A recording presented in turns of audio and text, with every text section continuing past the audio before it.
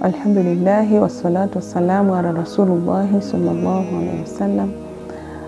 Kwanza napenda kumshukuru Mwenyezi Mungu na kumtakia kheri mtume wetu Muhammad sallallahu alaihi wasallam. Kwa majina naitwa Salma Lunyungu Kilima. Mimi ni mratibu wa mashindano ya Qur'ani katika mkoa wa Mbeya. Kwa mwaka huu kama ada yetu tulivyoanza Ittihad Mamas katika mkoa wetu wa Mbeya, tumeandaa mashindano ya kina mama pamoja na mabinti.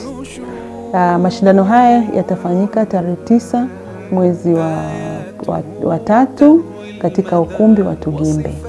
Mashindano haya yanajumuisha kina mama zaidi ya 39. Na jumla ya mikoa ambayo inashiriki, tuna wenzetu kutoka Zanzibari, kuna Dodoma, kuna Morogoro, kuna Iringa, kuna Mbeya yenyewe, kuna Dar es Salaam. Hawa ndio watakaoweza kushindana. Na kwa mwaka huu mashindano haya yamegawanyika katika sehemu mbili. Kuna mashindano kama mashindano ambayo ni kuanzia juzuu ya kwanza mpaka juzuu ya 6, lakini pia tuna mashindano ya uhamasishaji. Hapa ni kina mama ambao wamezidi umri wa miaka 50 watashindana kwa juzuu 15 na wanatoka katika mikoa tofauti tofauti.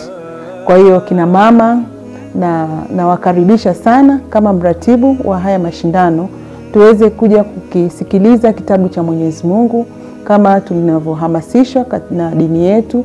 Huu ni mwezi ambao Qur'ani imeshuka. Tunatakiwa tuisome sana Qur'an, lakini hata kama huwezi kufika huko mbele kusoma, unatakiwa uisikilize.